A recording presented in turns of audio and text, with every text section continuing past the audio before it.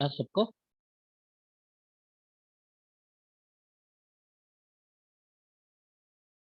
Yes yes yes ma'am. Manasvi ji. Yes.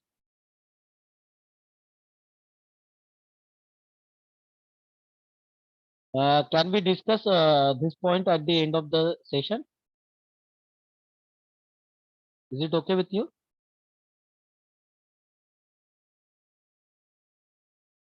We will start with this Apan Vayu because it's most important.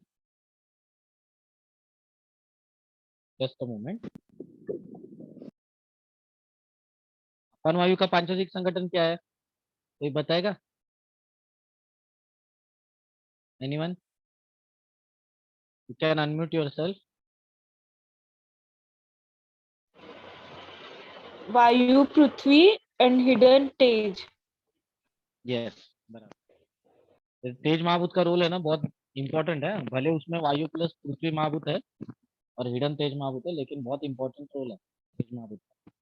देखेंगे कैसा है। आज हम लोग क्या देखेंगे ना, अपन वायु। फिर बाद में उसका कैसे होता है, पुष्टि हेतु क्या है, कैसे वो अनेक व्याधियों को उत्पन्न करता है पांचोतिक दृष्टिकोण से। एक मिनट। हाँ, हम ना यश, एक मिनट। हाँ,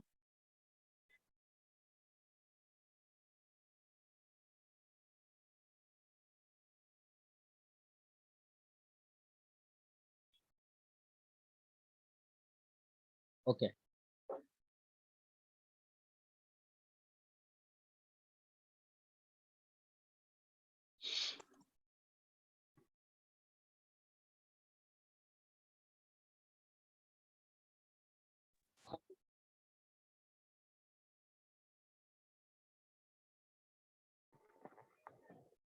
मी जरा एक लेक्चर आहे माझं, जरा ऐकतो नंतर परत बोलतो.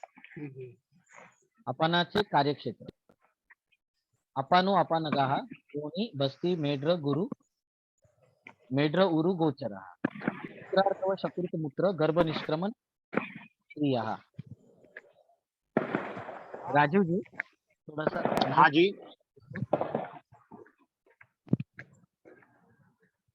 तो शरीरातील वाताचे प्रमुख स्थान म्हणून पक्वाशयाचाच निर्देश केलेला आहे। पक्वाशयामध्ये वायू व अग्नी या दोन महाभूतांच्या गुणांचा संचार चालू असतो। पांचवतिक आहाराची विभागणी झाल्यानंतर त्यातील कित्त स्वरूप या पक्वाशयाच्या भागात येऊन पडते। अभी हम लोग पुरुष कैसे बनता है, पुरुष और उसका कर्म कैसे है वो देखते हैं। कि पुरुष एग्जैक्टली क्या, कैसे फॉर्मेशन होता है पुरुष का, अकॉर्डिंग टू पंचमहाभूत या according to Ayurveda. Modern terminology या मॉडर्न प्रोसेस हम लोग को पता है कि एग्जैक्टली वो कैसे फॉर्मेशन होता है। तो इट्स वेरी सिंपल कि जैसे उन्होंने कहा है कि जैसे सार्क के विभाजन होने के बाद पक्वाशय में जब ये आता है, लघ्वांत्र से पक्वाशय में जब आता है, तो किट्ट स्वरूप या पक्वाशयाच्या भागात येऊन पड़ते, और उसमें आप महाभूत का बहुत ज्यादा ये रहता है, क्वांटिटी बहुत ज्यादा रहती है। तो उसके ऊपर, तो इसके लिए अपन वायु में आगे के जो सेंटेंस है वो बहुत इंपॉर्टेंट है। इसके लिए अपन वायु में क्या है, पुरुष का जो कर्म बताया है, वायवग्नि धारणम च। ओके, तो हिडन तेज महाभूत है, क्योंकि जो आप महाभूत स्वरूपा किट्ट किट्ट जो आ रहा है नीचे, सार किट्ट विभाजन के बाद, तो उस किट्ट में आप महाभूत का प्रबलता होने के कारण, अगर आपको वहां पे उसको उस मल को सुखाना है, तो उसके लिए आपको दो महाभूत बहुत इंपॉर्टेंट है, वायु महाभूत और तेज महाभूत। तो तेज महाभूत और वायु दोनों में रुक्ष गुण है, और तेज में अतिरिक्त उष्ण गुण भी है। और जैसे हम लोग ने कल परसों भी डिस्कस किया कि तेज और वायु में एक ही फर्क है, वो है शीत और तेज है उष्ण। वायु है शीत और तेज है उष्ण। ओके, तो इन दोनों का संस्कार होने के बाद उस मल को जो द्रवता थी वो कम होती है आप महाभूत की, और उसके बाद प्रवाही जो रहता है उसमें घनता आने लगती है। और ये पचन व्यापार होने के बाद, एक मिनट, ये पचन व्यापार होने के बाद, एक मिनट, नाही, एक मिनिट, ह्याला घेतेस का जरा?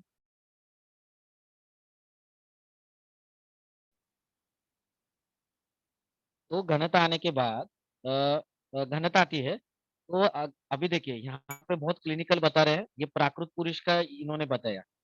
तो आप जरा राजयक्ष्मा चिकित्सा थोड़ा याद कीजिए, वहाँ पे क्या बोला है कि तत्बलम ही विडबलम, है ना?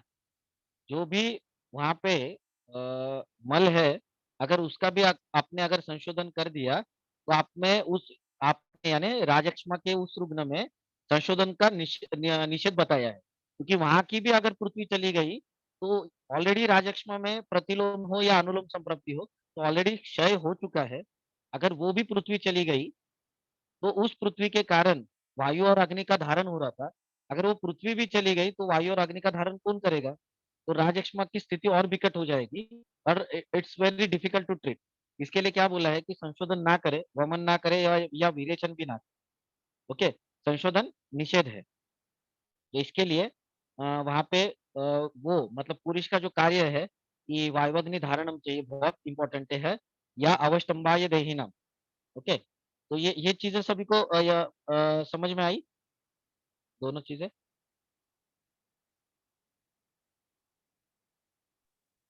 हाँ Yes, sir. हाँ, ओके, ये बहुत इंपॉर्टेंट है। और इसी का अगर वायु और अग्नि का अगर संस्कार नहीं हुआ ना बराबर उस मल के ऊपर, आप महाभूत तत्व, तो उसको हम लोग अतिसार बोलते हैं, है ना? और अग्नि बल, अग्नि महाभूत और बढ़ गया या तेज महाभूत, तो क्या करेगा, आंतरिक को जो थी पृथ्वी वहां पे ये करेगा, धारणा शक्ति कम करेगा, तो आईबीएस जैसे कंडीशन मिलेंगे आपको, है ना?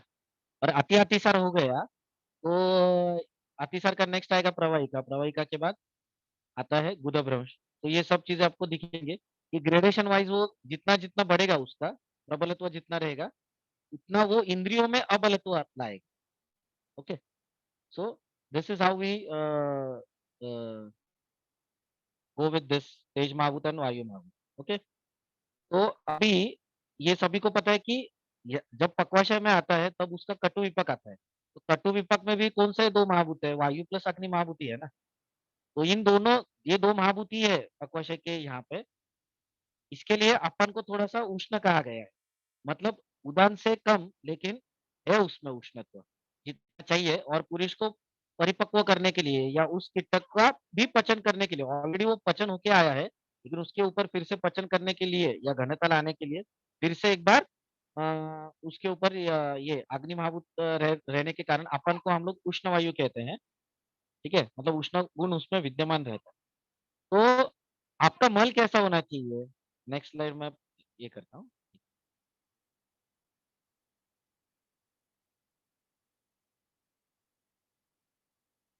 ठीक है, तो आपका मल कैसा होना चाहिए? कटु विपाकी। तो ये तो हो गया अपना शास्त्रोक्त, लेकिन पहचानेंगे कैसा? तो वो मल है ना आपका, फ्लोट होना चाहिए पानी के ऊपर, जिसको हम लोग निराम मल कहते हैं। ओके, या प्राकृत मल, तो उसको बोलते हैं प्राकृत मल।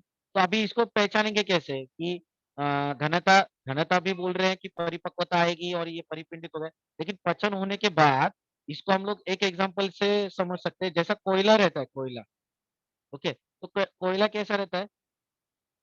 वो पानी में डालने के बाद फ्लोट होता है कि नहीं पानी के ऊपर, लेकिन उसमें घनता भी रहती है, लेकिन उतनी नहीं रहती है जितना लकड़ी में होती है। इसका मतलब क्या है कि अपना मल भी वैसे ही होना चाहिए कि पचन उपरांत उसमें इतनी ही घनता चाहिए कि जिससे वो बाहर निकल सके आसानी से।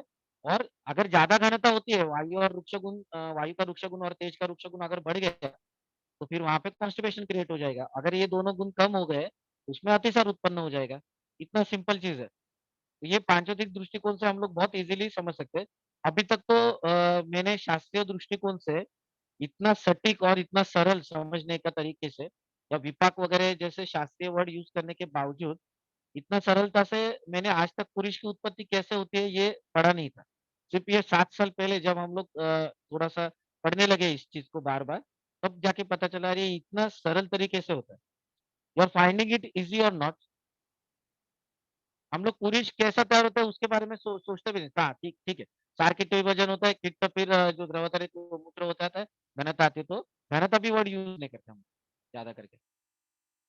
Okay, so it's very important to understand how the process, what is the process, exact process अगर वो महाभूत हम लोग को इन्वॉल्वमेंट पता चल गई ना, so we can control this अतिसार बाय सिंपली गिविंग लघु सुचेकर रादर देन गिविंग पाचन योग which has been told by अप्पाजीज अलोन। लेकिन ठीक है, उससे भी अच्छा लघु सुचेकर से मंद गुण बढ़ेगा शुंठी और गैरिक से, और अपने को रिजल्ट आएगा, या आईबीएस के कंडीशन में भी। ओके, तो ये ऐसी चीज है। हम्म?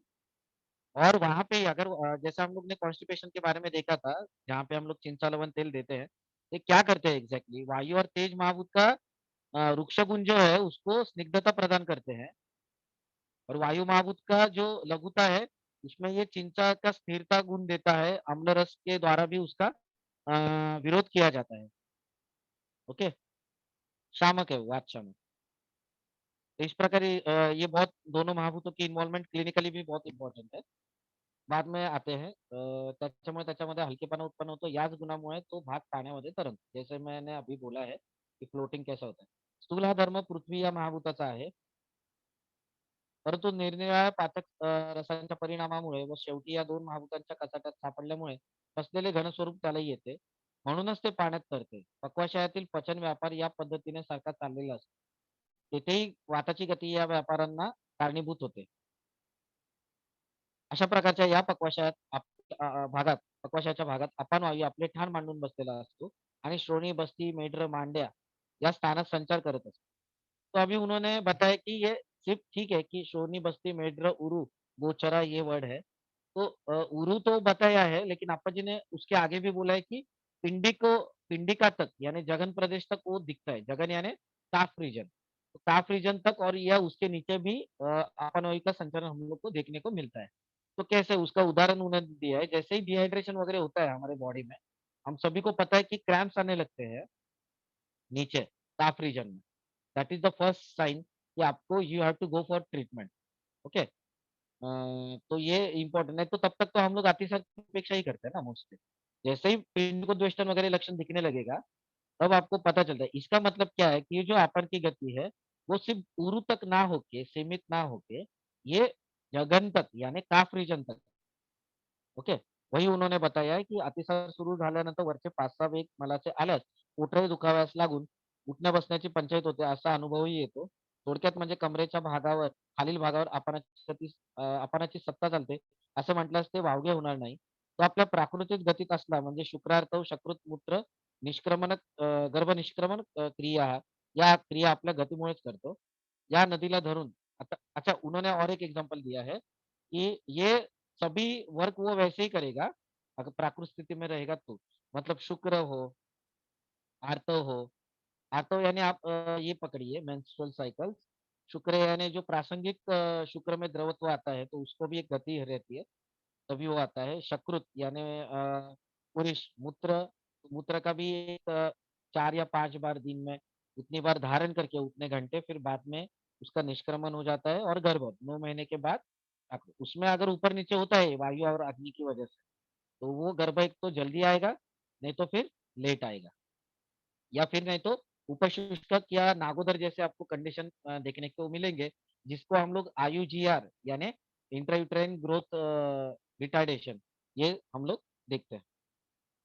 ठीक है, तो और उन्होंने और एक एग्जांपल दिया है कि सपोज एकाच नदीला धरून एखाद्या पाण्याचा पाठ काढल्यास तो सुस्थितीत असल्यास त्यातून पाण्याचा प्रवाह नदी आहे तोपर्यंत सारखा चाललेला असतो, त्यामध्ये खंड पडत नाही। परंतु काही केर कचरा किंवा माती पाटात पडल्यास पाण्याच्या गतीला विरोध झाल्यामुळे ते वरवर भुगत जाऊन शेवटी ते पाटाच्या बाहेर पडावेच लागते, अशीच अवस्था या गतीची होते।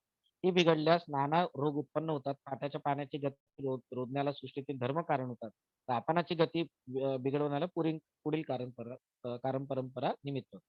मतलब उन्होंने एक एग्जांपल के द्वारा बताया कि जैसे ही हम लोग खेत में जैसा वो पार्ट्स रहते हैं, पार्ट्स इसका, या नहर, हम लोग नहर जैसा एक कनेक्शन तैयार करते हैं। इथे मराठी किती आहेत सध्या?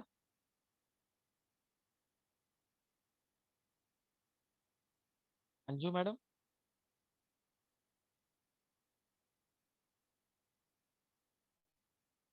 तो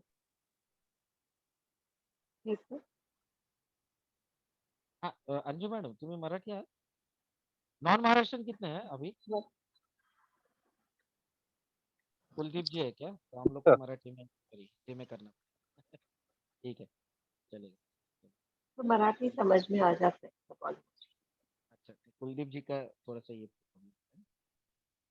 तो उसमें उन्होंने क्या बोला है कि जैसा हम लोग खेत में ये पानी देने के लिए एक थोड़ा-सा रूट बनाते हैं, अगर वो रूट में कचरा वगैरह आ गया या मिट्टी का ढेला या स्टोन आ गया, पत्थर आ गया बीच में, तो क्या करता है, तो पानी की जो गति रहती है, जो नॉर्मली सभी पौधों को मिलने वाली रहती है, पानी उस गति के द्वारा, तो वो रुक रुक जाती है, इस स्टोन की वजह से या पत्थर की वजह से उसको अवरोध हो जाता है और फिर जो पानी जहाँ से जाना चाहिए था, उसको ना जाते हुए, उस साइड से निकलने लगता है। उसी प्रकार अपन भी प्रकोपित होता है, इसी प्रकार। तो वो कैसे प्रकोपित होता है उसके कारण आचार्यों ने दिए हैं, वो देखते हैं। अपान और वृक्ष यहाँ तक समझे सभी को? हेलो, यहाँ तक समझे सभी को? मतलब पुरुष वॉज इंटरेस्टेड और नॉट?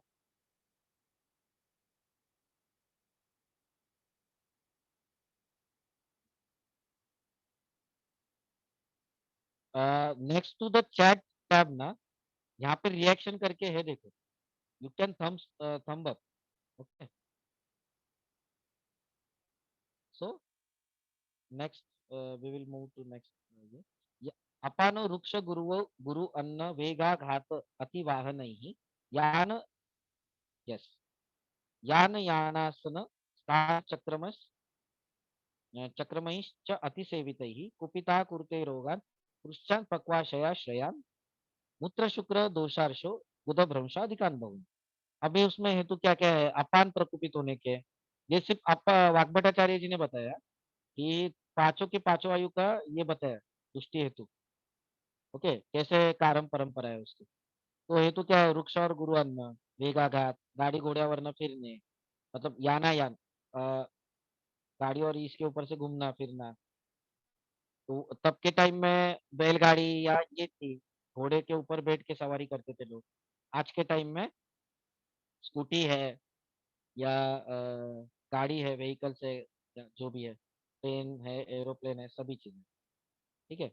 बाद में उभे रहने, चालने, बहुत देर तक खड़ा रहना या चलना, इन चीजों का अतिसेवन अगर हो गया तो वो अपन वायु कुपित होने के बाद उस क्षेत्र में होने वाले मूत्राघात, प्रमेह, शुक्र दोष, मूल बवासीर या गुदभ्रंश ऐसे नानाविध रोग को उत्पन्न करता है, ओके। अभी उन्होंने बताया नेक्स्ट नेक्स्ट पॅराग्राफ, एवढ्याच कारणाने अपनाचा क्षोभ होतो अशातला अर्थ नाही. दुसरीही काही कारणे संभवतात. अपनाची गती, त्याचे फिरण्याचे क्षेत्र, त्याच्या कक्षेत येणारी इंद्रिये, त्याच्यावरती झालेला परिणाम जमेस धरून नंतर गणित करावयाचे असते. ही 6 कारणे म्हणजेच अपन बिघडणे असं समीकरण मांडून नेहमीच चालणार नाही. एकदम अभी देखो, उन्होंने क्या बोला है कि अप्पा जी ने क्या बोला है कि ये जो 6 उन्होंने जो कॉजेस बताए हैं अपन दृष्टि के, तो ये सिर्फ 6 ही नहीं है, उसके अलावा भी है। उसका उन्होंने बताया कि अ, कितने लोगों को आपने देखा है पेशेंट्स को कि डर लगने के बाद या ऐसा हॉरर सीन देखने के बाद रात में पेशाब वगैरह होता है, पेशेंट में सुना है या आपके बच्चों में वगैरह होता है? Yes or no? यस होता सर। है? उसका कभी आपने ये यस। किया? क्यों होता है वो? काम क्रोध भयात वायु। हाँ, लेकिन होगा क्या फिर? रात में ही क्यों होगा? या रात में होता है या ऐसा क्यों होता है? वायु तो बढ़ गया, तो वायु तो मतलब ये भी है ना अपना ना प्राण वायु है, अपन वायु है, व्यान वायु है, तो उसकी गति बढ़ती क्यों नहीं? सिर्फ अपन की क्यों बढ़ती? इसका उत्तर सिर्फ पांचभौतिक में मिलता है आपको। प्राण वायु का जो संगठन है ना, तो पृथ्वी प्लस आत्मा सॉरी वायु प्लस आत्माभूत है। तो आत्माभूत और आत्माभूति क्यों है वहां पे? जैसे हम लोग ने काफी बार डिस्कस किया है, ये श्लोक लर्न किया है कि देह बुद्धिंद्रिय चित्त ध्रुव, ओके। तो बुद्धिंद्रिय, बुद्धि और इंद्रिय, इंद्रिय में द्र जो है ना, वो द्रवता को दर्शाता है, यानी आत्मा। तो प्राणवायु में अगर मन के ऊपर इन घटनाओं का अगर असर होता है, ठीक है, और निद्रा समय में जब तमोबहुला पृथ्वी रहती है और शैत्यत्व रहता है, तो जैसे ही ये अपन प्राण के ऊपर जैसे ये होता है, तो मन भी इंद्रियों में आप मन भी पकड़िए, कर्मेंद्रिय सॉरी ये पंच ज्ञानेंद्रिय और मन, ये दोनों भी पकड़िए, ठीक है। तो मन के ऊपर जैसे ही आघात होता है, तो मन भी मूर्त भाव है, लेकिन वो प्राण वही के अंडर कंट्रोल में रहता है। ये कैसे आप देखिए, अभी आपने किसी से अगर आपको दुख है, अगर या किसी का आपको दुख नहीं सह जाता, तो आप भी रोने लगते हैं अगर सामने वाला रोता है। ये मिमिक न्यूरॉन करके कंसेप्ट रहता है, फॉरेन में, अब्रॉड में इसके ऊपर बहुत ज्यादा काम हो चुका है। अगर दूसरा यॉर्निंग करता है, तो अपने को भी यॉर्निंग आती है। अगर दूसरा रोता है या दूसरे कोई कंडीशन, मतलब किसी शोक सभा में अगर, या अंतिम यात्रा किसी की अटेंड कर रहे हैं आप, या शोक सभा, तो आपको पता चलता है आप अगर कितने भी फिट हो, लेकिन वो सब दृश्य देखने के बाद आपके प्राणवायु के ऊपर आघात होता है, मन के ऊपर आघात होता है, और प्राणवायु में से इमोशनैलिटी ये बाहर होने लगती है, लिबरेशन होने लगता है। तो ये प्राण वायु में से आप महाभूत की वजह से होता है। ओके, वो तो हो गया तब तक। लेकिन अगर रात में अगर पेशाब होता है, या डरने के बाद, बहुत सारे क्रिमिनल्स हो या ये हो, या पुलिस लोगों को देखने के बाद पहले धड़धड़ होती है, लेकिन बहुत सारे लोग जिन्होंने क्राइम किया है, बहुत मतलब पेशाब वगैरह कर देते, ये या हॉरर सीन देखने के बाद खास करके। तो ये क्यों होता है? तो अपन की गति प्राण से लेकर प्राण करता है अटैक उड़ान के ऊपर, उड़ान करता है समान के ऊपर, समान करता है व्यान के ऊपर, व्यान करता है अपन के ऊपर।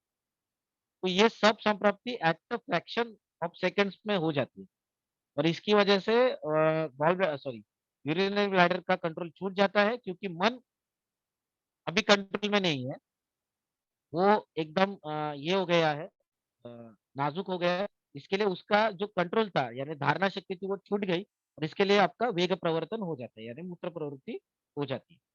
तो अभी वही अभी मराठी में पढ़ते हैं. एकदम मनावर आघात होऊन त्याची समता बिघडल्यास सर्व वायूंवर त्याचा परिणाम होतो. तेव्हा आपणही त्यातून सुटत नाही. या सहांपैकी पहिले कारण प्राणापासून आपणापर्यंत सर्व क्षेत्रात बिघडवण्यास कारणीभूत होते.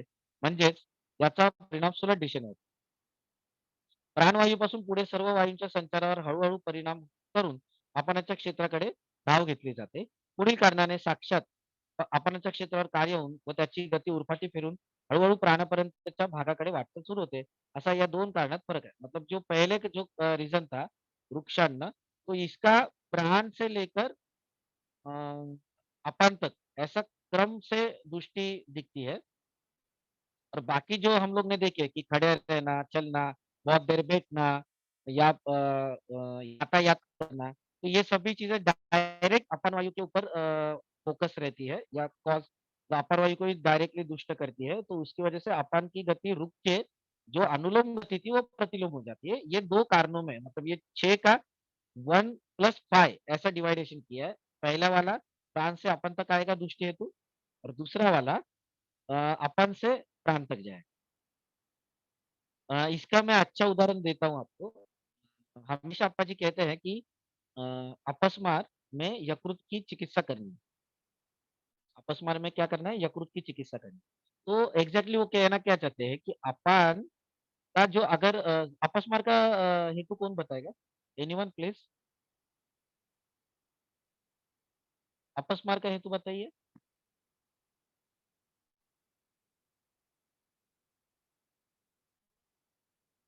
चरक चिकित्सा स्थान 10 अपस्मार।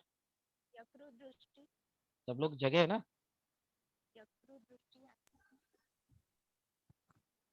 क्या है? यकृत दृष्टि नहीं, हेतु क्या है? हेतु ग्रंथों में क्या बताया?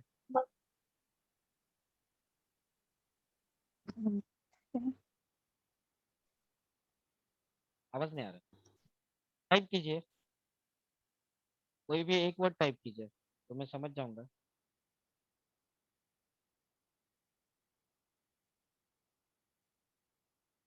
अच्छा, मैं बता देता हूँ।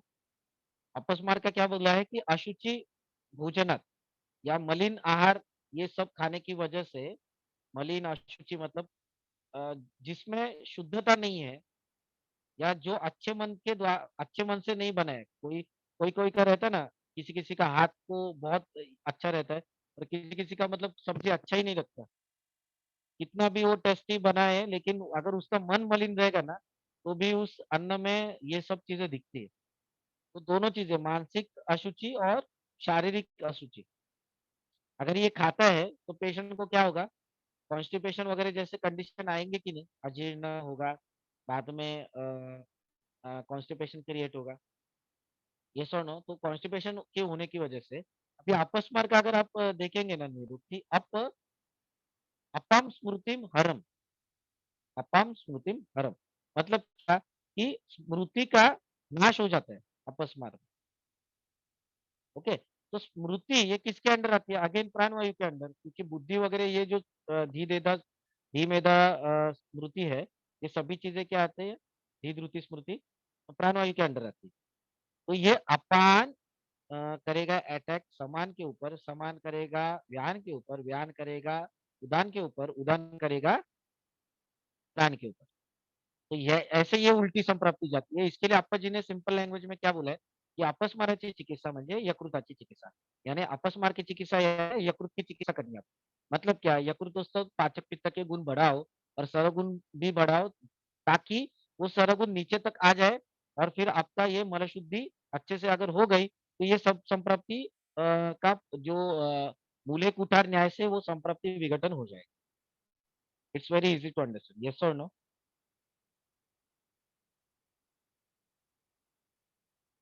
You can type in the chat box so that at least I understand कि you are understanding or not. Yes, sir. Yes, sir. Yes, sir. मतलब ये आप सोचने लगी अभी, ऑलरेडी अप्पा जी ने बताया है। और अगर अपना हाँ, सोनिया मैडम बहुत साल से अभी प्रैक्टिस कर रहे हैं 5 का। सोनिया मैडम ये एक्सप्रेशन अपना बराबर जा रहा है ना? हो सर, अगदी बरोबर. माझा आवाज येतोय का? हो येतो येतो। थँक यू व्हेरी तो मच. इस प्रकार, हाँ, इस प्रकार आपको ये समझना है, और एक बार आप समझने लगेंगे ना तो आपको फिर मैंने जैसे बताया कि ये लेक्चर सीरीज की बिल्कुल भी आवश्यकता नहीं है। अभी देखते हैं फर्स्ट रीजन, वृक्षान्न, जहाँ पे अप्पा जी ने बताया है कि प्राण से लेकर अपान तक दुष्ट होगी। तो इसका थोड़ा एक शॉर्ट में देखते हैं कि वृक्षान्न की वजह से क्या हुआ। अभी जैसे बोला है वृक्षान्न, तो जैसे हम लोग अप्पा जी कह रहे हैं कि ये प्राण से लेकर अपान तक आएगा, तो प्राण वायु का जो पहला पांचविक संगठन है, वायु प्लस आप महाभूत, तो आप महाभूत के जो गुण है, द्रवता, स्निग्धता या सरता, ये गुणों को वृक्षता की वजह से विरोध हो जाएगा। द्रवता ही नहीं रहेगी तो कैसे होगा। और आगे फिर और ऑलरेडी एंड वृक्ष इज द प्रधान गुण ऑफ वात, वात दोष या वायु महाभूत का। तो दोनों तरीके से उसको बल मिल रहा है, समझ रहे। अभी देखते हैं उसका एक्सपेंशन, तो फिर वो वायु आगे आगे जाके प्रॉब्लम क्रिएट करते हैं। अभी देखते हैं, ज्यांमध्ये स्निग्ध, द्रव, पिच्छल, गुरुर, स्थिर व मधुर हे धर्म कमी प्रमाणाने असतात त्याला वृक्ष अन्न असे म्हणतात. अशा अन्नामुळे आप व पृथ्वी या महाभूतांच्या गुणधर्मांचे वर्धन न झाल्यामुळे शरीरातील स्थिरता व वजन ही कमी होणार. अशाच प्रकारचे अन्न जिभेवर पडल्यानंतर त्याची गोळी बनण्याकरता लागणारा ओलावा निर्माण करावयास शरीराची शक्ती जास्त शरीराला त्रास होतो. अर्थात अशा प्रकारचे अन्नाचे पचन करायचे म्हणजे शरीराची झीज, म्हणजे इंद्रियांची काम करण्याची शक्ती जास्त खर्च होते. वृक्ष अन्न आमाशयात गेल्यानंतर त्याच्यावरती होणाऱ्या प्रथम क्रियेच्या परिणामातही कफाचे गुणधर्म कमीच पडतात. अभी ये कहना क्या चाह रहे हैं अप्पा जी? ये सिंपल है कि पृथ्वी प्लस आप महाभूतात्मक आहार अगर हम लोग लेते हैं, लेकिन अगर वो वृक्ष है, जिसमें वृक्षान्न, उसका डेफिनेशन क्या बताया कि जो स्निग्ध नहीं है, द्रवता नहीं है, जिसमें पिच्छलत्व नहीं है, गुरुता नहीं है, स्थिरता नहीं है, और मधुर मधुर रस भी नहीं। तो अगर ऐसा है तो उसको हम लोग बोलेंगे वृक्षान्न। तो ये क्या करते हैं, वृक्ष होने की वजह से आप और पृथ्वी महाभूत का वर्धन नहीं हो पाता, और उसकी वजह से स्थिरता और वजन, स्थिरता कम होने लगती है और वजन भी कम होने लगता है। तो इस प्रकार का अन्न अगर जिह्वा से संयोग होने के पश्चात उसको गीला करने के लिए शरीर को बहुत तकलीफ होती है, मतलब द्रवता लानी पड़ती है। और इसकी वजह से अगर हम लोग सूखा-सूखा खाते हैं तो तुरंत हम लोग का स्थानिक वात प्रकोप होके हम लोग को ये लगती है, देखो हिक्कप्स आने लगती है। उसका रीज़न ये है, द्रवता कम होती है। इसके लिए वहाँ पे क्या बोला है, घृत वगैरह खाएँगे तो एकदम अच्छा लगेगा, नहीं तो पानी पीते रहिए।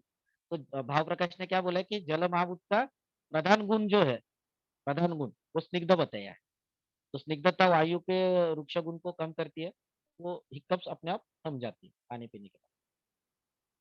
तो हाँ, तो उसके गोली बनने के लिए या बोलस फॉर्मेशन के लिए द्रवता चाहिए, वो नहीं मिलती है वृक्ष गुण की वजह से। तो इसकी वजह से इंद्रियों की काम करने की शक्ति बहुत ज़्यादा खर्च हो जाती है और वो भी रुक्ष होने लगती है। रुक्ष अन्न आमाशय में जाने के पश्चात होने वाले प्रथम अवस्थापात के परिणाम में भी कफ के गुणधर्म कम ही होते हैं।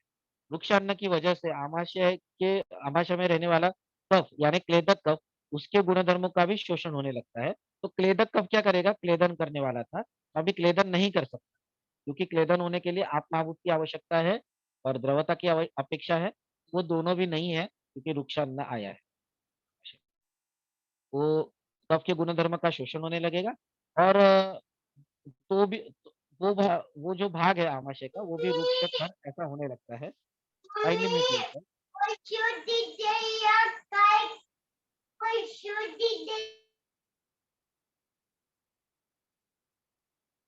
पोषणाअभावी तेथील कफाचे गुणधर्म वाढत नाही। उनका पोषण न होने की वजह से कफ के भी गुणधर्म नहीं बढ़ते। इसी वजह से पित्त की प्रखरता बड़ी हुई दिखती है आणि तेजमाभूत बडा हुआ दिखता है। आमाशयातील अन्नभाग पित्ताशयाकडे जात असताना त्यामध्ये कफाचे गुणधर्म कमी पडल्यामुळे मतलब अभी वो ग्रहणी में जाएगा ना आमाशय के बाद। Let me share next.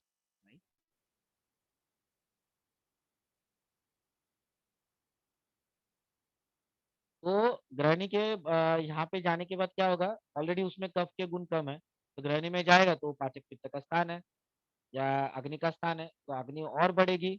Already उसमें द्रवता कम है, तो क्या होगा? त्या अग्नीला आपलं सामावून घेण्या इतके सामर्थ्य या प्रथमावस्थेत नसल्यामुळे अग्नीची वाढ झालेली दिसते. परंतु शरीरातील द्रवता कमी होण्याकडे शरीराचा धर्म झुकल्यामुळे पित्तातीलही सस्नेह द्रवता धर्म कमी होऊ लागतो. आमाशयातील पुढील मार्गातील द्रवता कमी होऊ लागल्यामुळे वंगनाअभावी चाकांचा खडखडाट वाढून गाडीत बसणाऱ्याला त्रास होऊ लागतो. याचप्रमाणे कोरड्या भागावर जाताना वायूची गती ही विस्कळीत स्वरूप धारण करू लागते. हीच विस्कळीत गती आपणाच्या क्षेत्रापर्यंत येऊन तेथे वृक्षता उत्पन्न करू लागते. साहजिकच पक्वाशयाच्या क्षेत्रात वायूच्या वृक्षगुणाची वाढ होऊ लागते आणि तेथील ओलावा अर्थात कफाचे गुणधर्म कमी होऊ लागतात. त्यामुळे आपणाच्या नैसर्गिक गतीला विरोध होऊ लागून त्यातून नानाविध व्याधी धोकावतात. So simple. तो उन्होंने क्या बोला है कि जैसा हम लोग ने बोला कि आमाशय के पश्चात तो वहां पे भी खरता है, वृक्षता उत्पन्न हो गई है वृक्ष आहार की वजह से। तो बाद में जैसे वो स्मॉल इंटेस्टाइन के फर्स्ट पार्ट में आता है डिओडिनम में या ग्रहणी में आता है, जहाँ पे हम लोग को पित्त का स्थान भी बोला है। पाचक पित्त का श्रवण होने के बाद उष्ण तीक्ष्ण गुण तो बढ़ते हैं, ठीक है, लेकिन द्रवता और सरलता या स्निग्धता ये गुण कम होने लगते हैं। तो जैसे जैसे वो आगे जाता है वैसे वैसे वो वृक्षता पक्वाशय तक आगे जाती है और वहां पे जो मल में स्निग्धता रहनी चाहिए थी या गीलापन रहना चाहिए था, अब वो गीलापन नहीं मिल रहा है और उसकी वजह से वो थम जाएगा वहां पे, कॉन्स्टिपेशन क्रिएट होगा। ओके, यहाँ तक समझे सभी को?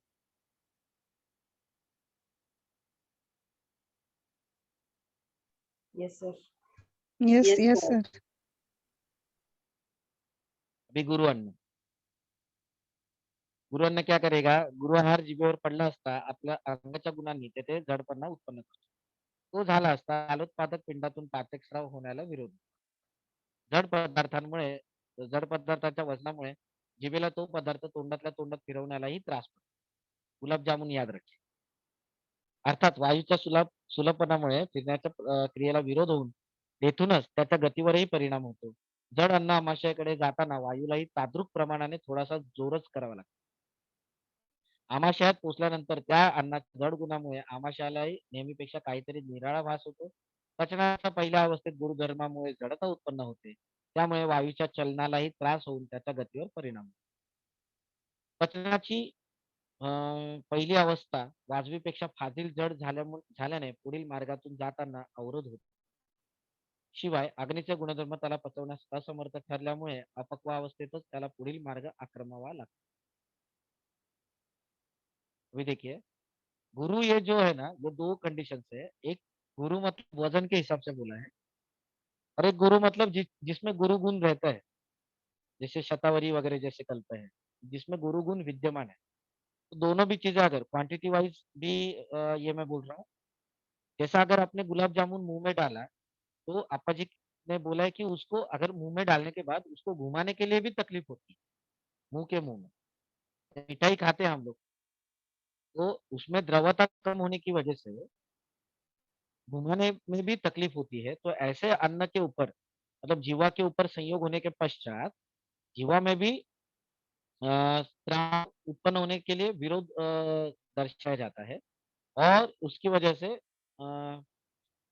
इच्छा सुलभपणे फिरण्याच्या क्रियेला विरोध तिथूनच होऊन त्याच्या गतीवर परिणाम, मतलब लालोत्पादन होना ये भी वायु का ही कर्म है। भले हम लोग उसको बोधक कफ बोलते हैं, लेकिन पित्तम पंगु कफ पंगु पंगव मल धातवा, तो ये जो है श्लोक वो भी इम्पोर्टेंट है। तो ये बोधक कफ की जो मतलब लाने वाली चीज है, उस गति को विरोध हो जाता है, और जैसे ही वो बोलस बन के अंदर जाता है, तो जड़ता या गुरुत्व होने की वजह से आमाशय में जाने के पश्चात भी एक तो उसकी गति फिर धीमी हो जाती है।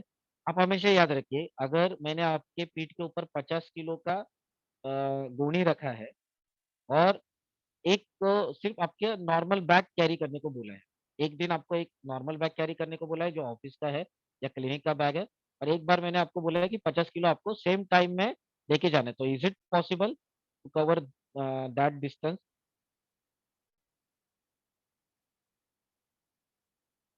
No, no. Yes, exact. तो क्यों हो गया? तो मोमेंट ऑफ इनर्शिया, यानी ये जो है कि गुरुत्व आने की वजह से आपकी गति कम कम हो गई, वैसे ही कंडीशन अभी वो बोलस के साथ हो रहा है। ठीक है, वो गति को अवरोध निर्माण कर रहे हैं वायु की, और जिधर जिधर जाएगा उधर उधर गुरुत्व ही निर्माण करने वाला है। तो उसकी वजह से वायु के चलन वलन को भी मतलब तत्व को भी या गति के ऊपर काफी परिणाम हो जाता है। लहान अंतरामध्ये येऊन तेथे सारखित्व विभाजन असे दोन भाग झाल्यानंतर 4 भागामध्ये गुरुधर्म जास्त असल्यामुळे धातूंमध्ये अवरोध होतो। अभी देखिए, ज्यादा हो गया गुरुत्व तो भी प्रॉब्लम। ठीक है, हाथों ने मान्य कर दिया, बाद में वो सार्किट विभाजन के लिए आया, तो सार भाग में भी अभी जो मटेरियल आया है वो गुरुत्व ही है, तो सार भाग में भी जो अगर गुरुत्व रहेगा, तो धातुओं की धातुअग्नि मंद हो जाएगी, क्योंकि वो उस गुरुत्व को वो टैकल नहीं कर पाएंगे। ओके, तो धातुअग्नि मान्य के कारण धातुओं में भी खुद में अवरोध होने लगता है। ओके, आणि सेकंड थिंग, मलाचा भाग पक्वाशात गेल्यानंतर तेथे आपल्या गुरुगुणामुळे अग्नि व वायू यांच्या गुणांवर दडपण पडतं। इसका मतलब क्या है कि वायु और गुण खुद के गुणों का भी व्यक्त नहीं कर सकते, क्योंकि गुरु गुण से उनके प्राकृत गुणों को विरोध दर्शाया जाता है। इसकी वजह से वहां पे उस मल के ऊपर पचन संस्कार बराबर नहीं होता है, और मल वृद्धि होने के कारण वायु के गति को अवरोध होने लगता है। मतलब मल की वृद्धि होने लगती है, और वृद्धि भी हो रही है क्योंकि वो धीमे धीमे आ रहा है और पड़ा रह रहा है और आगे नहीं जा रहा है। तो वहां पे वृद्धि होने की वजह से वायु की गति को मतलब वो अवरोध कर रहा है।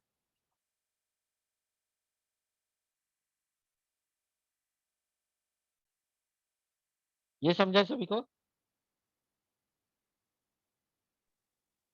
हाँ सर. नेक्स्ट, वेगाघात। अपनवायूचा क्षोभ व्हावयास हे एक कारण आहे। वेग प्रवृत्तीच्या वेळी मलरूप द्रव्ये शरीराबाहेर निघून जातात, त्यामुळे मलाशय शुद्ध होऊन तो आपल्या पूर्व स्वरूपावर येतो, परंतु आलेल्या वेगाला अडवण्याची वेळ आल्यास त्याच्या वायूच्या गतीवर उलटा परिणाम होतो, तिची एका बाजूकडे विशेष पद्धतीने वाहण्याची गती खुंटते, मलरूप द्रव्ये मलाशयात पडून राहतात, त्यामुळे त्या भागाची वृद्धी झालेली समजण्यात येते।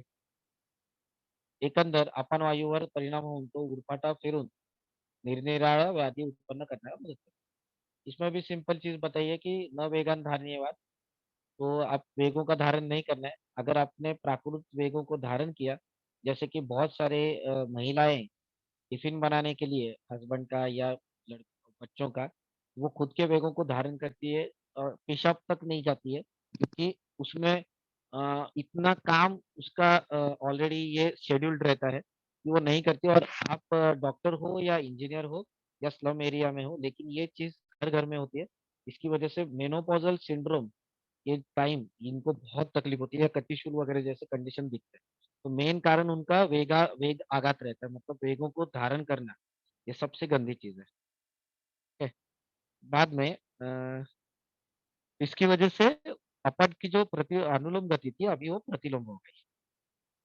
तो यहाँ हम लोग ने देखा कि कैसे काम करता है। अभी ये अभी मैं सिर्फ मराठी में फटाफट पढ़ते जाता हूँ कि गाड़ी के ऊपर जैसे हम लोग घूमते हैं या एक ही जगह पे बैठते तो क्या होता है, अपन कैसे दुष्ट होता है। तो अभी देखिए कि अभी जो यहाँ पे फीमेल प्रैक्टिशनर्स है, कितने फीमेल प्रैक्टिशनर्स के पास गाड़ी है, टू व्हीलर है स्पेशली।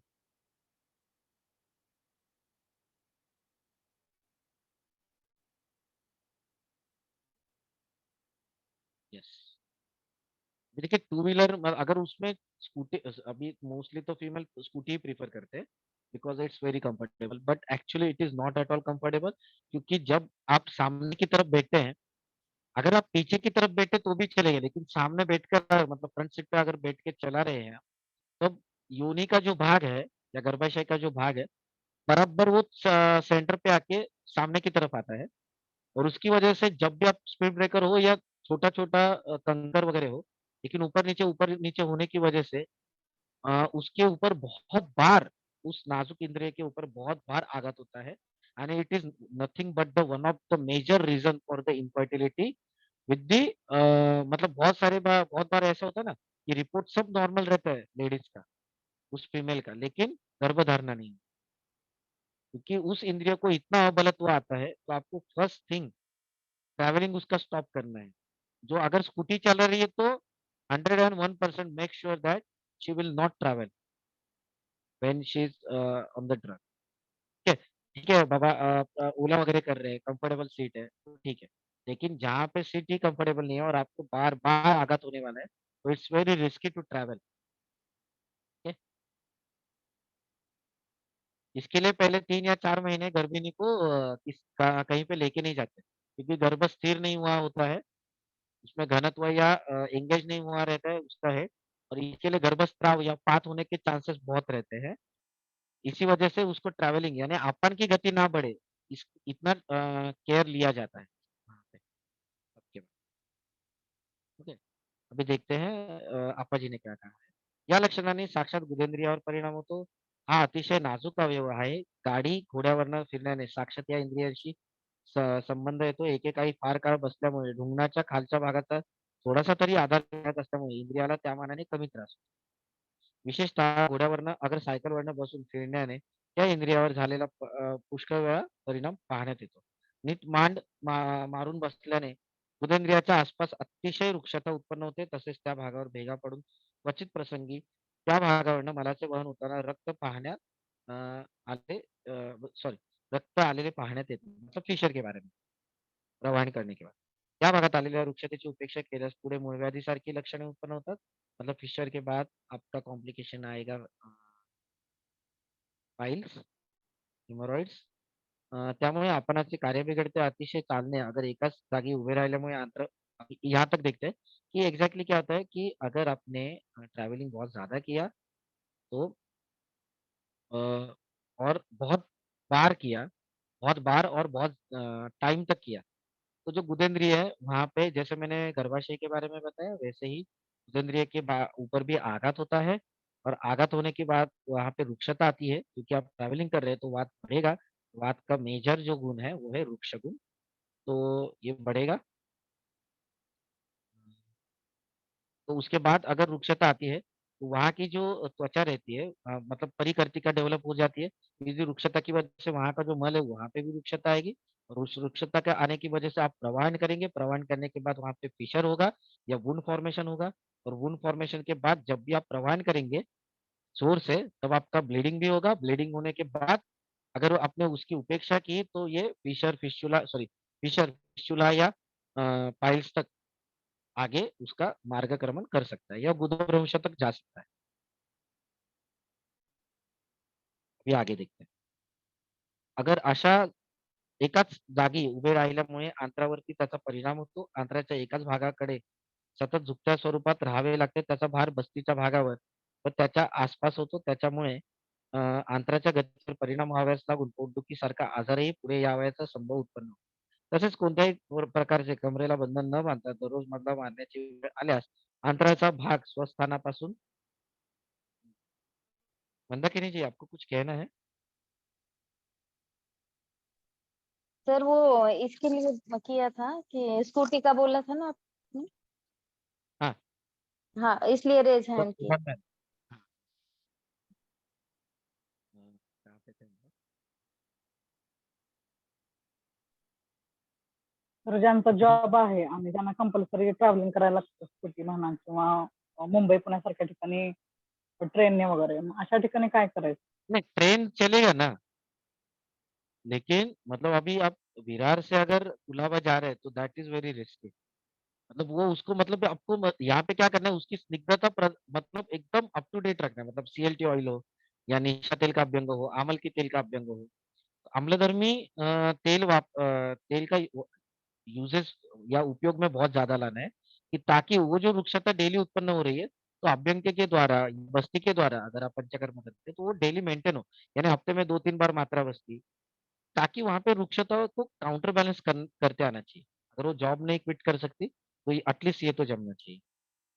ओके, अभी मग आप मात्रा देखेंगे बस्ती आपण पहिल्या 3 महिन्यामध्ये पण देऊ शकतो का?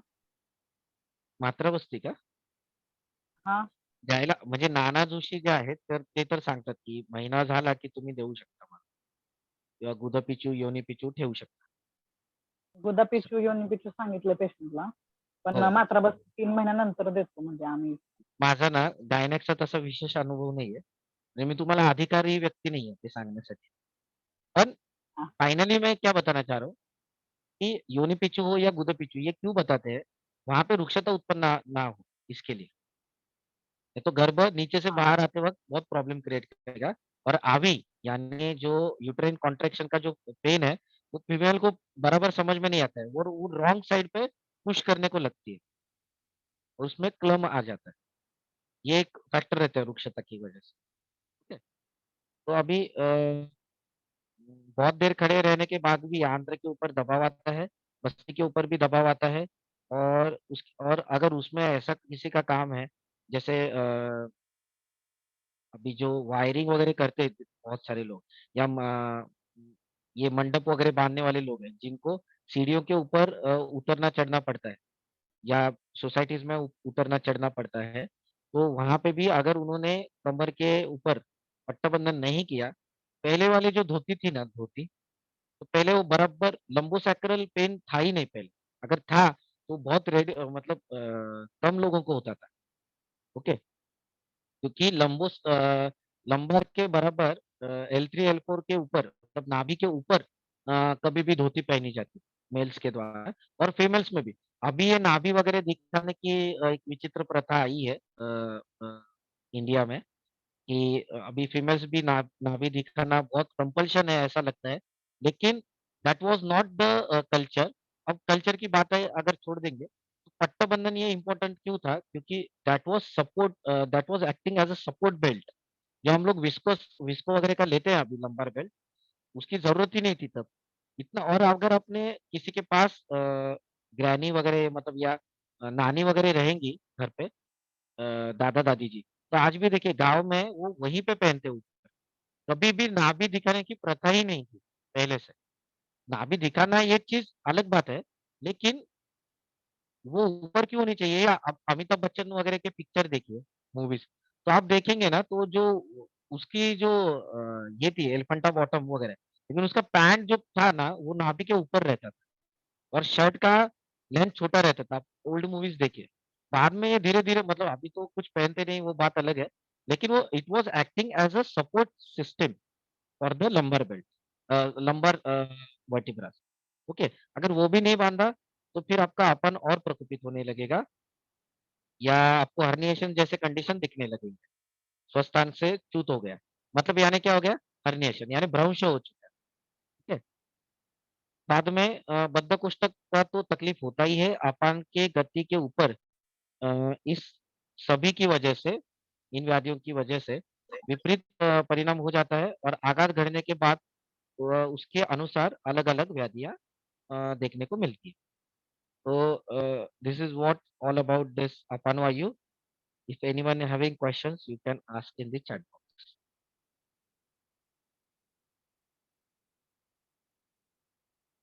Yes, yes Kranti madam.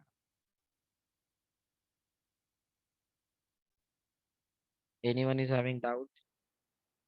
तर अपस्मारामध्ये जे तुम्ही यकृताची चिकित्सा करायला सांगितली आहे, त्याच्याबद्दल थोडं अजून विस्तार करून सांगू शकता? नहीं, आपको सिर्फ मलशुद्धि कैसे हो, जितनी अच्छी से होगी ना, उतने उसको वेग कम आने लगेंगे। अ ऐसा कि वो अपस प्रतिलोम संप्राप्ति, अपन की शुद्धि यानी मलशुद्धि, कि वहाँ पे ये अशुचि और मलिन आहार की वजह से क्या होता है ना, वहाँ पे वो गुरुत्व उत्पन्न होता है और इसकी वजह से वो जैसे-जैसे अपन में जितना बद्धकोष्ठता बढ़ती जाएगी और ये अशुचि मलिन आहार की वजह से, तो अपन उसकी प्रतिलोम संप्राप्ति दिखते है। एकदम से आप कुछ बाहर वगैरह खाएँगे, होटल का खाना वगैरह और दूसरे दिन अपस्मार का वेग आएगा, ऐसा नहीं होता है। उसको कारण परंपरा होती है, मतलब अपन क्या करेगा, समान के ऊपर अटैक करेगा, सम्मान करेगा, व्यान के ऊपर, व्यान करेगा, उदान के ऊपर, उदान करेगा, फिर प्राण के ऊपर, ऐसे रहता है। सर मेरा पेशेंट था पसमा का ही। हाँ। हेलो। हाँ, बोलिए ना। हाँ सर, मेरा एक पेशेंट था पसमा का। उसको मैंने पहले स्टार्टिंग में मेडिसिन वगैरह दी थी, तो उसके वेग ठीक ठीक थे, आ नहीं रहे थे। फिर मैंने उसको सोचा कि शोधन करूं, तो मैं उसको विवेचन के लिए मैंने उसको गर्भपान करवाया। तो गर्भपान के तीसरे दिन उसको वेग आया पसमा का। ठीक है सर। और जिस दिन मैं उसको विवेचन कराया, जिस दिन वेग आए थे उसको मैंने विवेचन तब दिए थे उसको, तो उस दिन भी सर रात में उसको फिर से फिट्स आई। हुँ। तो सर मुझे एग्जैक्टली समझ में नहीं आया वहां पर कि ये क्यों आए उसको, वात कैसे बढ़ा उसको। नहीं, पेशेंट लीन था कि नहीं सर, ओबेस फैटी था? था। मतलब हाँ, कह सकते हैं मॉडरेट था, ना ज्यादा फैटी था, ना ज्यादा लीन था। ओके। क्या है ना, हम लोग क्या करते हैं ना, पाचन पूर्वक सूक्ष्म शोधन ये कांसेप्ट है पांचभौतिक में। मतलब आपको डेली स्क्रब करना है, डेली। जबकि हम सर लोग उसका उसकी सूक्ष्म बॉडी को सर स्नेन करवाया था मैंने पूरा, अभ्यंतर स्नेन। और वो अच्छे से लक्षण भी आ गए थे उसके। और फिर भी आया सर, मुझे मतलब मैंने तो सोचा कि या तो उसने गलत तरीके से उसने, क्योंकि उस समय नवरात्रि चल रहे थे, तो वो फास्टिंग पे था। फास्टिंग, हाँ, फिर? क्या? फास्टिंग में लेकिन उसने फ्रूट्स खाए थे। मैंने उसको बोला था कि थोड़ा हल्का भोजन लेते हैं ना जब भूख लगे। लेकिन उसने वो फास्टिंग रखा, उसने फ्रूट्स खाए थे उसने, बाकी भोजन नहीं लिया उसने। तो मुझे उसका एक रीजन वो समझ में आया कि उसकी वजह से वात का प्रकोप हुआ, जिससे उसको वेग आए। जबकि बॉडी तो उसकी स्निग्ध थी पूरी, तो दुष्टता तो हुँ, नहीं थी उसके अंदर। हुँ, करेक्ट। तो मतलब यहाँ पे जो कांसेप्ट है ना, मेरा भी एक मैं पेशेंट था ना। हाँ, बोलिए ना। सर वमन, मेरा भी मैंने कफज अपस्मर किया था और उसको भी वमन के टाइम पे बरोबर जिस दिन वमन करना था उस दिन पे आया था। पर आइडियली मुझे क्या लगता है उस टाइम पे ना कि उत्क्लेश बहुत होता है दोषों का। और हम क्या करते हैं वहां पे दोषों का उत्क्लेश करते हैं ना, कफ तो बढ़ता ही है। तो उसकी वजह से भी उनको आते हैं। फिर बाद में उसका बहुत अच्छे से वमन हुआ और बाद में उसको 2-3 साल हो गए, उसकी शादी भी हो गई, फिर भी उसको अपस्मर का वेग आया ही नहीं। ये सब चीजें बहुत अच्छे से हुई। पर ये मेरे साथ भी हुआ था कि कफज अपस्मार निदान किया था, उसके लिए वमन दिया था उसको। और वमन के टाइम पे 1-2 दिन जब विश्राम काल या ऐसा होता है ना, उस समय उत्क्लेश होने की वजह से उसको मतलब वेग आए थे। ऐसा हुआ था मतलब एक केस। क्या लेकिन सर क्या है? पेशेंट के साथ में ना फेथ फेथ टूट जाता सर वाला ना। मेरा पेशेंट तो नहीं, चला गया। उनको यही समझाना पड़ता है। नहीं नहीं, ये यही समझाया था पेशेंट को मैंने, समझाना पड़ता है। समझाया था, लेकिन हम्म। वो पेशेंट चला गया। मतलब उसने दवा से फॉलो दिया था मुझे, उसको मैंने समझाया भी था पूरा, डांट भी हम्म। दिखाए थे मैंने उसको बुक्स में खोल के। तो उसको क्लियर करने के लिए भाई क्यों कैसे हुआ कि मैंने आपका ट्रीटमेंट सही किया है, लाइन ऑफ ट्रीटमेंट ठीक था। लेकिन फिर भी वो पेशेंट फिर 1 महीने के बाद नहीं आया। अब पता नहीं क्या है, उसको वेग आया नहीं आया, नहीं, तो नहीं, वो आप हिस्ट्री नहीं बता रही। सुनिए। देखो, अभी मैडम का बराबर हो गया है, आपका नहीं हुआ है, ठीक है, कोई बात नहीं है। लेकिन हम लोग इसके फंदे में पड़ते ही नहीं है पंचकर्म के। हम लोग करते हैं पांचभौतिक में, ये आप सूक्ष्म शोधन करते रहिए, तो आपको भी टेंशन नहीं, पेशेंट को भी टेंशन। मतलब पंचकर्म गलत है ऐसा मुझे कहना नहीं है। मैं उस क्षेत्र का अधिकारी व्यक्ति नहीं हूँ कि मैं आपको इसके ऊपर ओपिन दे दूँ या अपना ओपिनियन दे दूँ कुछ अच्छे से। तो I am not the very right person okay नहीं टू सर, टॉक अबाउट मेरा यहाँ पे कंसर्न केवल यही था कि वो वृक्ष जो गुण था वो उसमें उस समय वहाँ पे नहीं था, स्निग्धता थी उसके शरीर में, फिर भी उसको वेग आए, तो वो एक कॉन्सेप्ट था। बाकी ये नहीं था कि सर विवेचन करना है, कि हमको सूक्ष्म विवेचन हाँ, करना है या हाँ, शोधन करना है उसको। हाँ। अभी वो जो कंडीशन है ना उस रुकने के समय अभी क्या हुआ रहेगा वो पता नहीं है एग्जैक्टली या दुष्यम देशम बलम कालम प्रकृति मानलम होया तो ये जो अभी क्या है अभी एग्जैक्टली नहीं लेकिन आप इतना याद रखिए कि यकृत का सरगुण जब तक आप बढ़ाते नहीं यकृतोत्तर यकृत का यानी यकृत में जो स्थित है पित्त तो पित्तम सस्न तीक्ष्णोष्णम लघु विश्रम सरम द्रव तो ये सरगुण जब तक नहीं बढ़ाएंगे तब तक आपको रिजल्ट नहीं आएगा आपस में ओके क्योंकि इसकी संप्राप्ति बहुत डीप रहती है सिर्फ स्थूल शोधन से काम नहीं चलेगा उसके बाद इसके लिए वहां पे ना देखो ये आपने विरेचन किया था या मैडम ने कफा जपस्मार में वमन किया था सिर्फ वमन ये आपने डायरेक्टली कभी भी स्मृति सागर या ब्राह्मीवटी वगैरह यूज नहीं किया आपको लगा कि इसमें दोष है तो आपको निकालना है करेक्ट राइट। है ना यही सोच थी ना उसके पीछे मैडम की और आप तो दिस इज द थिंग आप क्या कर रहे हैं स्थूल शोधन कर रहे हैं और पांचोदिक में हम लोग सूक्ष्म शोधन कर रहे हैं that is only the difference daily चलता रहता है फलत्रिकादि हो फलत्रिकादि गुगुल हो नहीं तो क्वाथ हो उसका तो अरिष्ट हो या कुमारियास हो वॉट निर्कुल जो रहेगा अकॉर्डिंग टू द हिस्ट्री आप कामला हो या मिजल्स चिकन पॉक्स विसर्प हो इसका देख के फिर हम लोग ये डिसाइड करते सो अच्छा वाट प्रकोप राहिले सर हा एक विचारायचं विचारू हा सर नर्वस डायरिया हा जो विषय आहे तो आता आपण जसं तुम्ही मगाशी म्हणालात की काहीतरी भीतीदायक बघितल्यानंतर युरिनेशन होतं किंवा हे तर हा सेम केसमध्ये विद्यार्थ्यांमध्ये नर्वस डायरिया हा प्रकार बऱ्यापैकी दिसतो माझ्याकडे जे पेशंट येतात त्यांच्यामध्ये पण आणि दुसरी गोष्ट होते की एक स्त्री रुग्ण आहे जिला एका ठराविक व्यक्तीची भीती वाटते आणि ती व्यक्ती फोनवर आली किंवा हे आलं की तिला तो डायरिया सुरू होतो तर इथे मनाचा आणि अपान वायू हे दोन्ही तुम्ही मगाशी जे सांगितलं त्याची लिंक खूप छान लागते पण यावेळेला पहिलं कार्य म्हणजे त्या उपशम देण्यासाठी त्या लक्षणांचा उपशम देण्यासाठी मनावर आधी कार्य केलं गेलं पाहिजे का अपान वायूवर केलं गेलं पाहिजे किंवा ह्याच्यासाठी दोघं काय करायचं ना हाँ क्या चॉईस हम काय लोग असू को सिर्फ शकते हाँ, इनका क्वेश्चन ये है कि नर्वस डायरिया के ऊपर हम लोग पहले किसके ऊपर चिकित्सा करें आपन के ऊपर करनी है या प्राण के ऊपर या मन के ऊपर करनी है देखिए मन ये जो विषय है ना या भाव है या इंद्रिय है ये प्राणवायु के अंडर है करेक्ट सेकंड थिंग प्राण वायु का जैसे कंट्रोल छूटेगा धारणा कम हो जाएगी तो तुरंत आपको ये डायरिया वगैरह जैसे कंडीशन दिखेगी वो एक्सेस रहता ना क्या बोलते हैं उसको गट ब्रेन एक्सेस है ना ऐसे ही है ना उसका नाम कुछ हम्म. हाँ जी तो सर वो इस प्रकार से काम करता है तो अगर आप विद्रुम किट्टा जैसे पहले उष्णता कम कीजिए उसमें मतलब परिपाठादि काढ़ा रजनी हो हरड़ जैसे मेडिसिन देके और चौथा जो मेडिसिन है ना one of the most important चौथा और पांचवा वो है आपका विद्रुम किट्टा जाएगा क्योंकि वो मन को स्थिरता देगा रक्त को स्थिरता देगा और विद्रुम रस को स्थिरता देगा और वो द्रवत्व बना के रखेगा स्थिरता के साथ मतलब अच्छा स्थिरत्व देने का काम करेगा और आपन काल में आपको पद्म पक्के भी यूज कर सकते हैं अगर हरलू से ऊपर ये निकल जाने के बाद अगर आपके पास मूत्रपिंड के ऊपर स्पर्शा सत्व नहीं है या पीड़ना सत्व नहीं है तो you can directly go with the पक्की पद्मक किट जो आंत्र को बल देगा आंत्र की धारणा शक्ति को बढ़ेगा और रक्त को भी स्थिरता देगा क्योंकि आंत्र की उत्पत्ति आंत्र हो नर्वस डायरिया हो या नर्वस के मतलब नर्वस होने के बाद मैंने जैसे बताया कि मूत्र प्रवृत्ति के वेग आने लगते हैं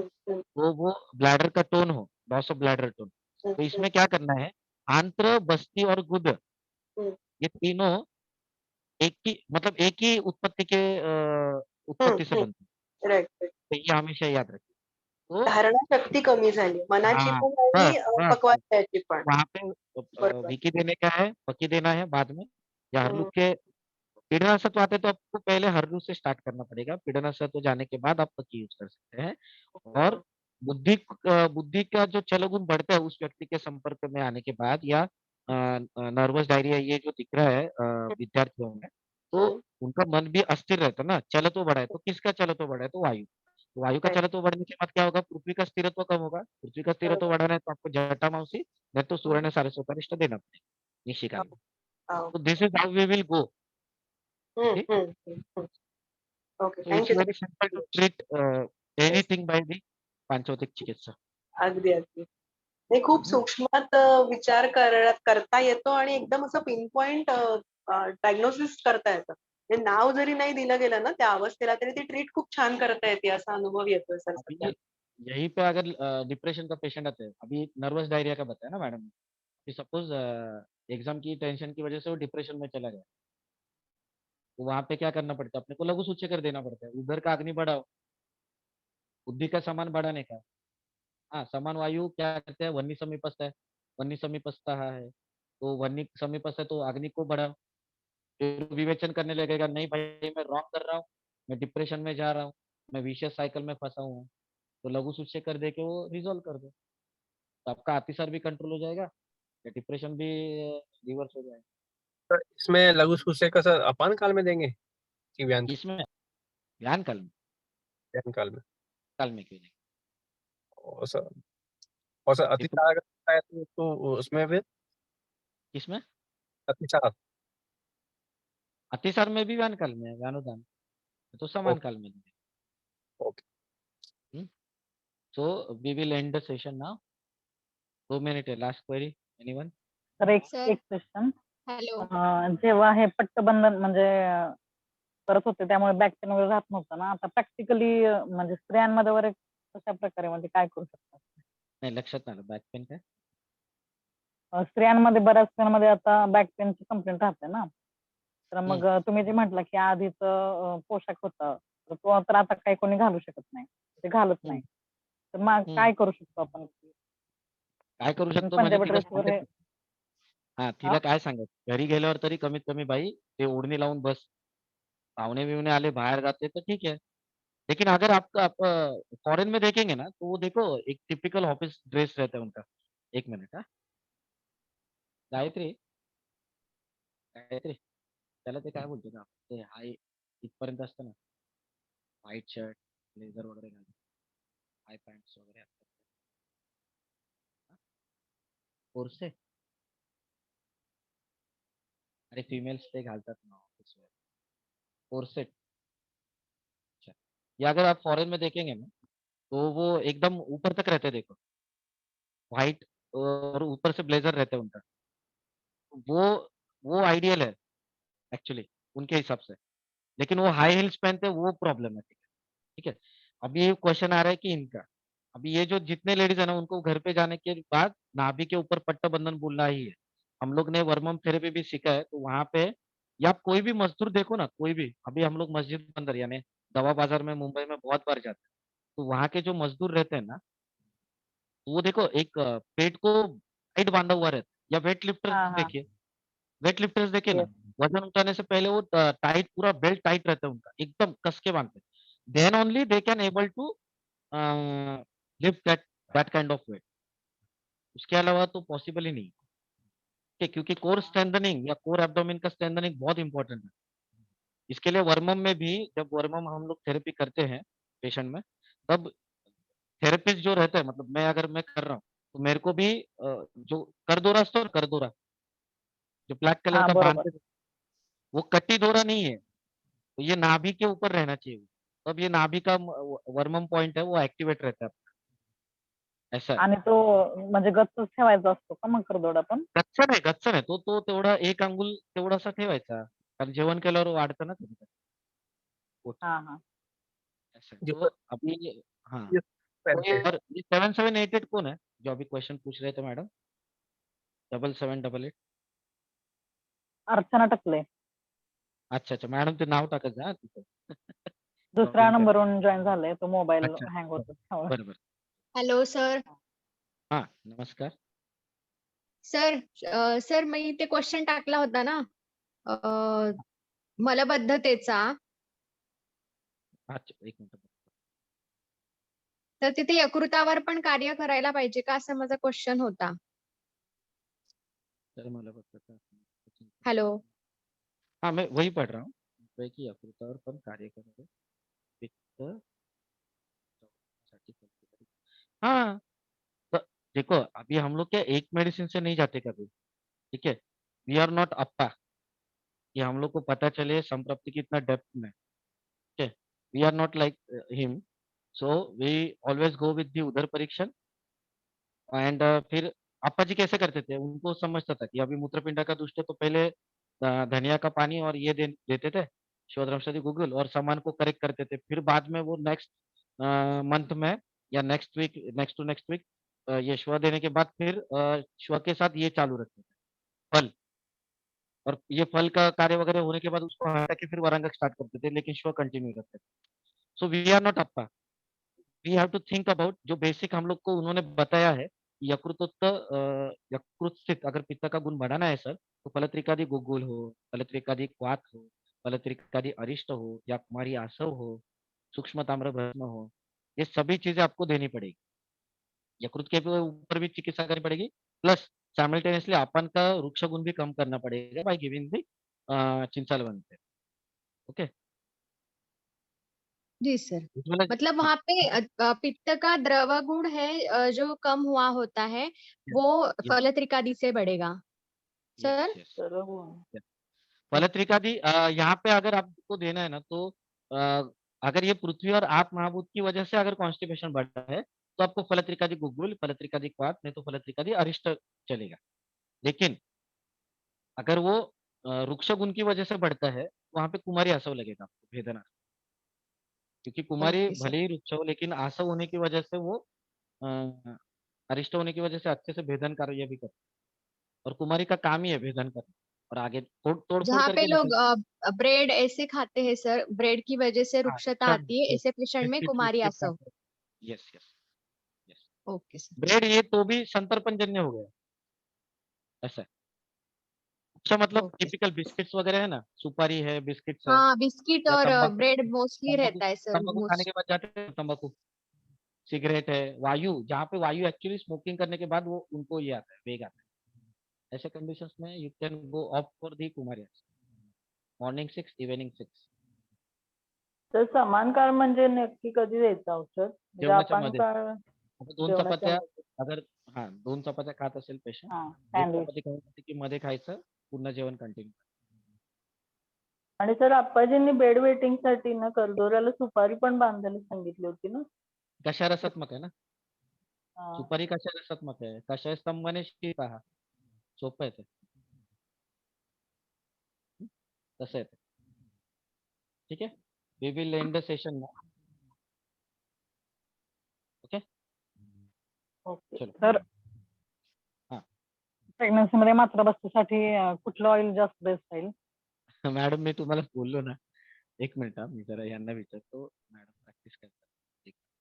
प्रेग्नन्सी मध्ये मात्रा बसती कधीपासून देऊ शकतो? 4थ्या महिन्यापासून. आणि कोणतं तेल देणार, तिळ तेल की काय सहज बला तेल देतो आम्ही. बला तेल वगैरे चालतं ना.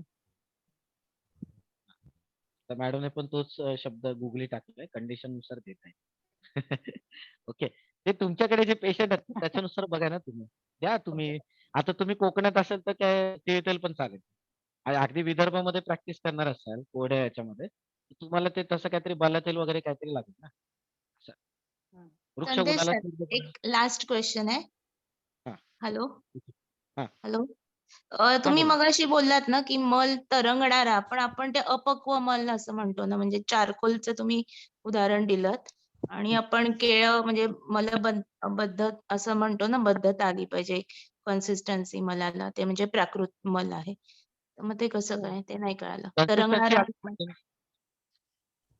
प्राकृत मल अपक्व मल, पक्व मल ही आपका ये फ्लोट हो सकता है. अपक्व मल कैसा होता है? अपक्व मल मतलब कि पृथ्वी और आप महाभूत बढ़ा और वो मल सिंक हो जाएगा आपका, नहीं तो पानी बहुत ज्यादा बार डालना पड़ेगा. Yes or no. हा अगर चिकनता रहेगी ना, मतलब वो पृथ्वी और हा आप स्टिकी असेल चिकट हाँ असेल ठीक है असना, हम्म, चिकनता रहेगी तो हेलो वहां पर सर. तो पानी पानी डालना पड़ेगा बार बार. हम्म. अच्छा है. इसके लिए पक्व मल हमेशा कोयले के जैसे होना चाहिए. मतलब दिखता तो ओके है लेकिन हम्म और वो चिपकना भी नहीं चाहिए। Most important. कभी आपने ओके गाय और ओके बैल को देखा है क्या? मल प्रवर्तन के बाद हो वो हो ऐसे करते हैं यस कभी? देखा है कभी? नहीं। इतना स्निग्ध रहता है कि वो पूरा का पूरा थप्पी ही नीचे गिर जाता है। हम्म या कुत्ता हो या बिल्ली हो, देखो आप निसर्ग में कोई जाके ऐसा गुदा प्रक्षालन नहीं करता है। ठीक है? ओके और सर ये हाँ सर। अपन वही का और एक है हेतु। जेट स्प्रे हम लोग जो यूज करते हैं ना, जिनका भी जेट स्प्रे का जो फ्लश जो है वो सब हम्म फोर्स अगर ज्यादा रहेगा ना, इट्स वेरी उदेंद्रिय, मेरे ख्याल से प्राणघातक मर्म है क्या?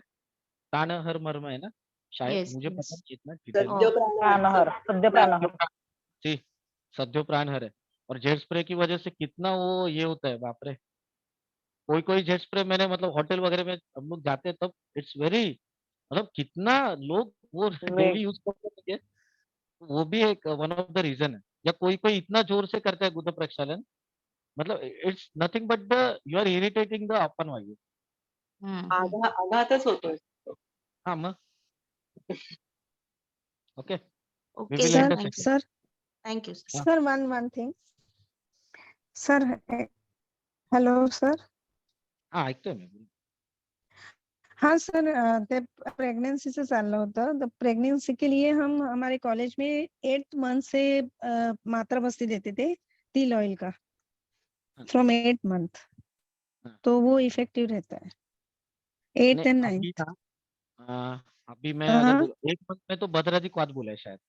भद्रादी क्वाद का बस्ती बोला है, चरकन चर चर चर चर नहीं, for normal Charka. Delivery, for normal delivery 8th and हाँ 9th मंथ में नॉट मैंने मेरे भाभी के लिए दिया था. हाँ हाँ हेलो. हाँ, मैं क्या बता रहा हूँ, ये जो है ना गायनेक ओरिएंटेड डिस्कशन हाँ you can do on the group. I am not the very right person हाँ टू टॉक। ओके हाँ ओके. ओके नो, मैं चलो। मेरा एक्सपीरियंस बोल रही हूँ. मेरे भाभी हाँ का हाँ हाइट बहुत कम था. नॉर्मल डिलीवर के लिए मैंने 8th एंड 9th मंथ में दिया था, तो दोनों डिलीवरी नॉर्मल हो गई.